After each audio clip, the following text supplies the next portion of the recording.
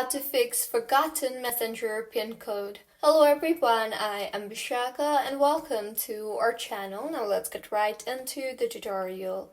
Firstly, go ahead and open the Messenger application on your device and make sure you are signed in, and if not, then go ahead and sign yourself in.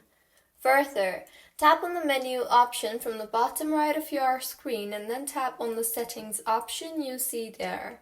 Now, in the interface that you will be led to, tap on the privacy and safety option, and further, under the security tab, tap on the end-to-end encrypted chats option.